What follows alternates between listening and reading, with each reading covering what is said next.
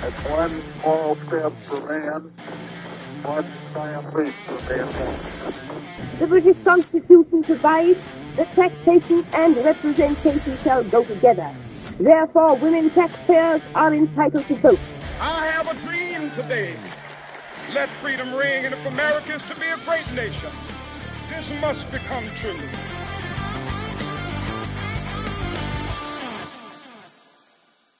Hi, welcome to Only Human. This is, I think, episode 41, and we're sure glad to have you back. If you're a returnee and if this is your first time, welcome. I hope you come back.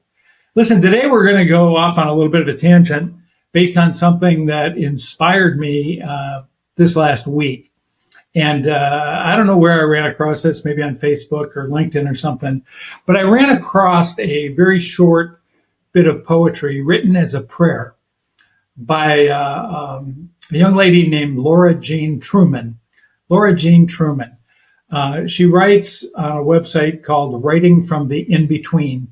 And I won't give away her secrets, but if you Google her up, I think you're gonna like it. But without further ado, what I want to do is read this to you. It's relatively short. Let it sink in for a second, then I'll read it to you again. And then we'll go from there and see where this goes. So this is untitled. It says, "Keep my anger from becoming meanness. Keep my sorrow from collapsing into self-pity. Keep my heart soft enough to keep breaking. Keep my anger turned toward justice and not cruelty.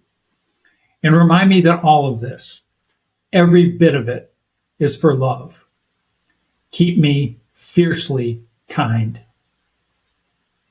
Fiercely kind. Laura Jean Truman. So for me, that was pretty powerful stuff for a variety of reasons that I'll get into in just a second. But I want to read it to you one more time and hopefully let it sink in a little bit more before we dive in a little bit deeper. So once again, keep my anger from becoming meanness. Keep my sorrow from collapsing into self-pity. Keep my heart soft enough to keep breaking. And keep my anger turned toward justice, not cruelty. Remind me that all of this, every bit of it, is for love. Keep me fiercely kind. Laura Jean Truman. So I read a lot of stuff, and most of you know I get my inspiration from everything, man. Watching ants walk around on the ground, song I hear, art, music, just about anything. Speeches, prayers, sermons. I'm always listening for new ideas and new thoughts. And a lot of it just flows past me. Every once in a while, something sticks. And what stuck to me here were those last two words. Keep me fiercely kind. Not two words you would think go together very often, but they go together very well, don't they? Fierce kindness. There's going to be a Blue Threat proverb on that someday. But I read this. I said, that's really good. And then I went on with my day. And I came back to it. And I thought, wow, that's really good. Even better than I thought the first time. And then I went on with my day. And then I came back to it at the end of the day.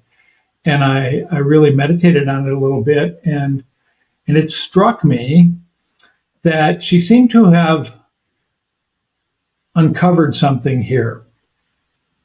3 existential truths about emotions. First, they're very powerful. Heck, she's praying about it here. Second, all emotions can cut for good or evil. And finally, we have some control over them if we think about them correctly, right?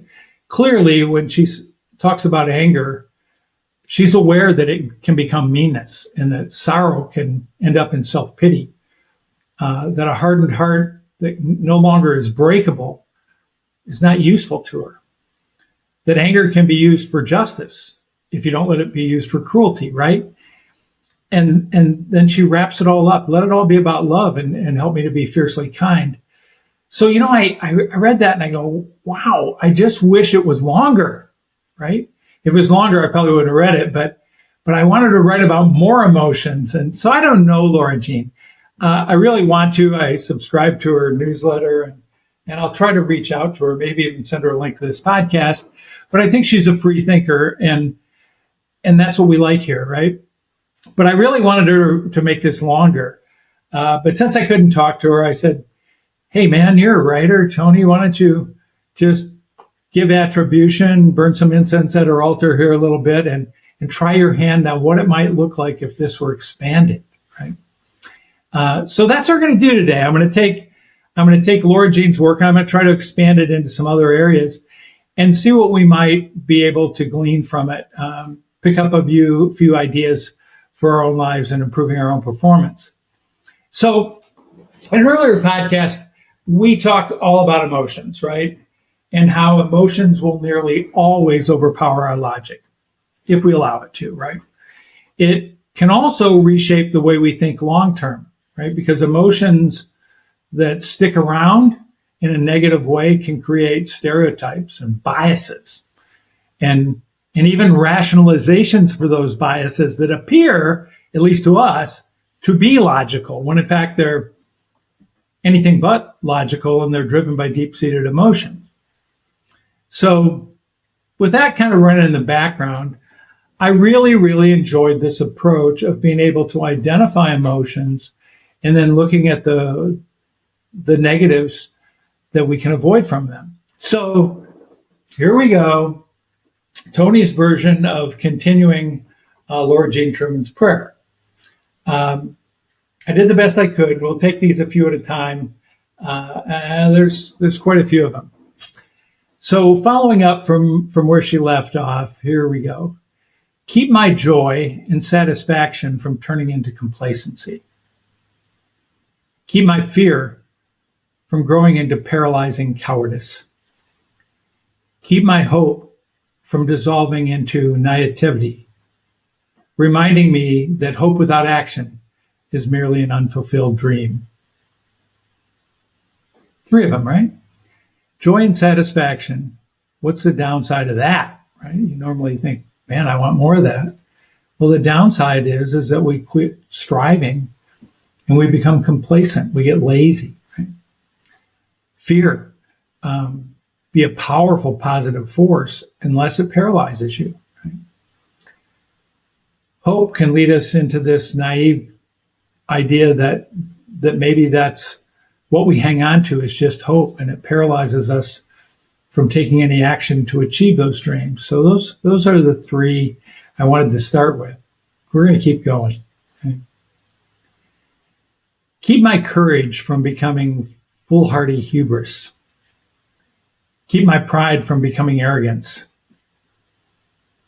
Keep my humility from turning into debilitating self-doubt. Courage, pride, and humility.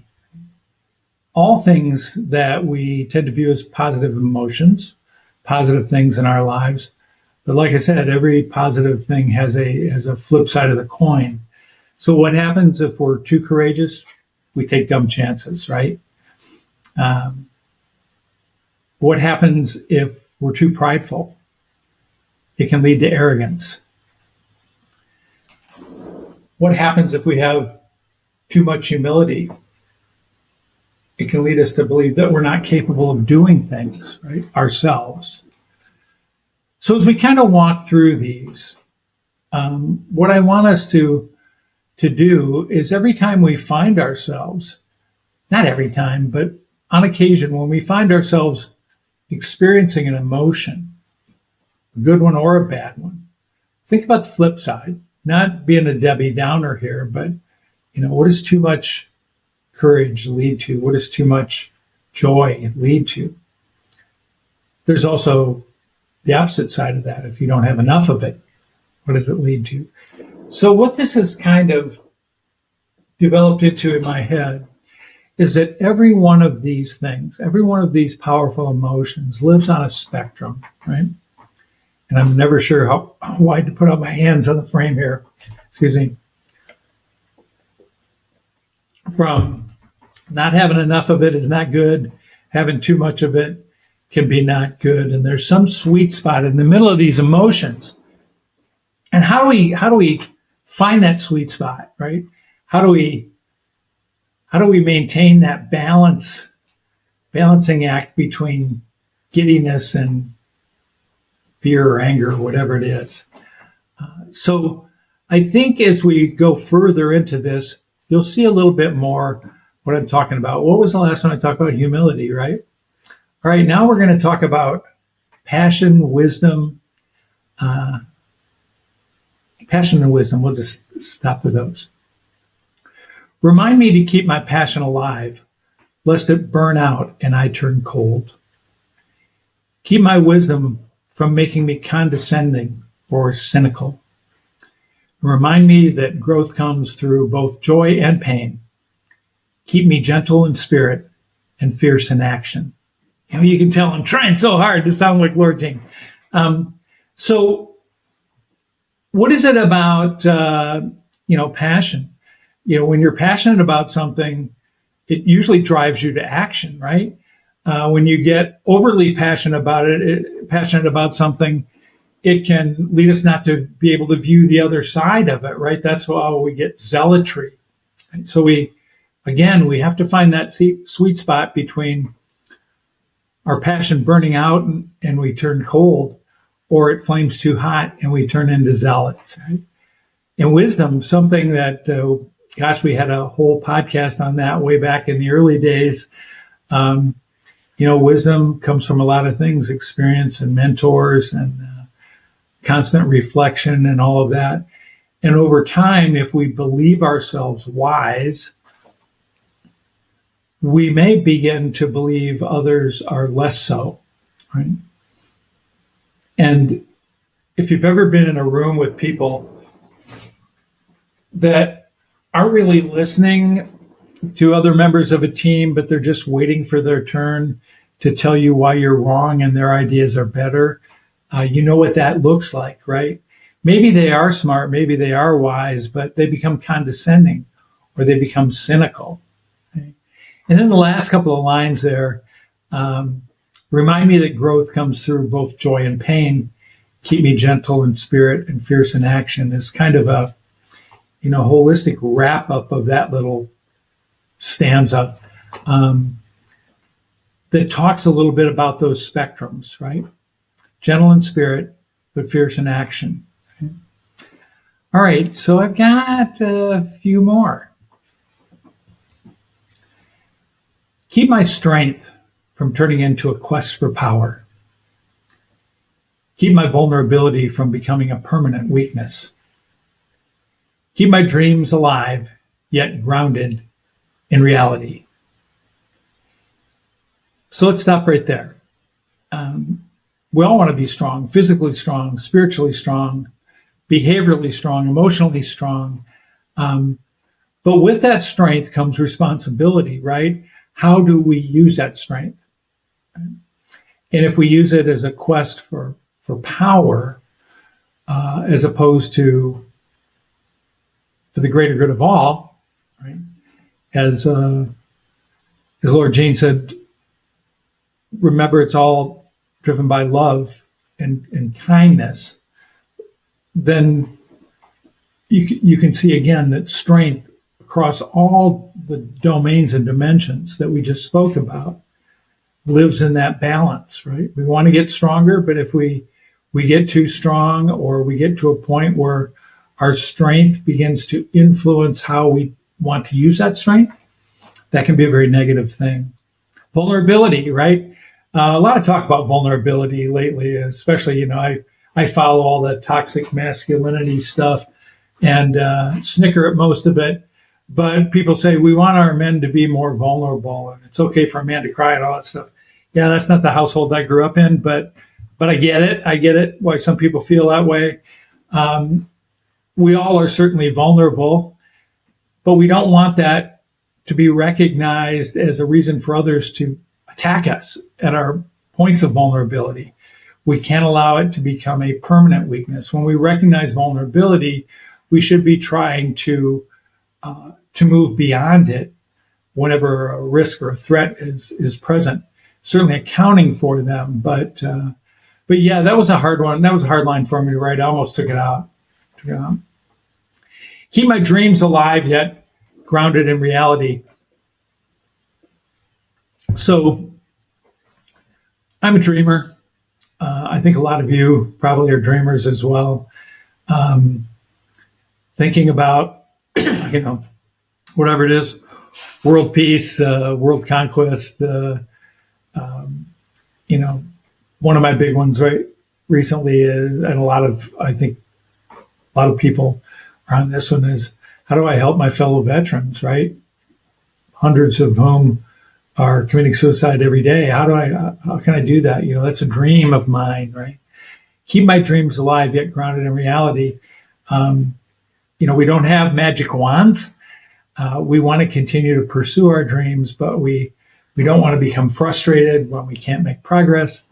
But we want to realize that progress is achievable.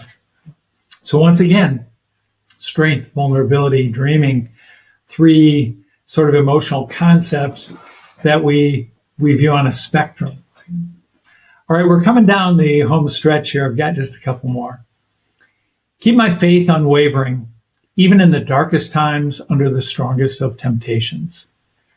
Remind me that every challenge is an opportunity for grace, and keep me unwaveringly compassionate and resolutely brave. Remind me that all emotions are a part of my humanity. Keep me tender-hearted and strong-willed. So a pale comparison to what the original artist did there, but I think what we've done in talking about these things is to begin to realize those truths that we talk about. Emotions are powerful. They motivate us to change, right? And so they're very good in that regard, yet they're dangerous if we let them get out of hand. And so I think what is so incredibly powerful about the approach that Laura Jean Truman inspired me to talk about here today is that we can look at things and understand where our sources of power lie, and at the same time realize that these things exist and can be used for good or evil, for better or for worse. And so it is our job, right, as thinking, logical human beings trying to get better where we are with the resources at hand. Everything this podcast is about, it's our job to learn the lessons about these emotions and how we can utilize them. Right? So I came away from this trying to synopsize it into some sort of easy to remember thing with three lessons, right? One is one of our Blue Threat Proverbs. I guess I could have led with this, but it's 10 words, 20 letters, and one thought that will change your life. Here it is. If it is to be, it is up to me. Right? If it is to be, it is up to me, but not me alone. Right? So I am the captain of my own ship. You are the captain of your own ship. But there's a reason Laura Jean Truman wrote that as a prayer. Right? She's asking. She's asking for help. She understands the vulnerabilities of emotions. Right? So what do? I pray. I read. I talk with others about important things. I meditate on some of these concepts and try to see if anything comes to me that might be a little bit more insightful. Right? I do ask more of myself all the time, but when necessary, I also ask for help. Right? So that's lesson one. If it is to be, it is up to me, but sometimes not me alone. Okay? Number two, strength and wisdom can be found almost anywhere, but we have to be looking for it. And when we find it, we have to take the time and mental effort to internalize it and then act upon it. Right? So stumbling across I don't know whether this is a Facebook meme or I don't know how I originally found this, but it pulled at me enough to make me want to do those things, right? I said, there's wisdom here. Right? How can I take this? How can I internalize it? What can I do to get better where I am with the resources I have at hand? So this tiny little thing planted a germ, a seed inside me that I hope develops into something a lot more. I think it already has. So that's number one. If it is to me, it's up to me, but not me alone. Number two, strength and wisdom can be found almost anywhere, but you have to be looking for it. Right? Number three, maybe the most important of all. In the end, at least for me, the door to improvement opens outward. Right? The last words of Laura Jean Truman's prayer says, "Keep me fiercely kind." And that's what hooked me. I'm convinced now, looking back on it, that's what hooked me. Her final words were about how to be there for someone else. So I told you this was going to be kind of a weird one. And I really, maybe it wasn't developed enough to actually put out here today, but I was so moved by it that I felt that it was certainly time. So I really look forward to your thoughts and your comments on it. And I hope it had some meaning for you. I hope you enjoyed it as much as I did, and perhaps you can find a way to use some of these ideas to do what we always advocate here. Get better where you are with the resources you have at hand. So hey, have a great week. We are here every Tuesday at 9 a.m. Eastern, dropping with a new episode. Not sure what we're going to do next week yet. Probably won't be quite as weird as this. But in the meantime, hope you can have a wonderful week of getting better. As always, please share, follow, and tell your friends what we're up to here. I'll see you soon.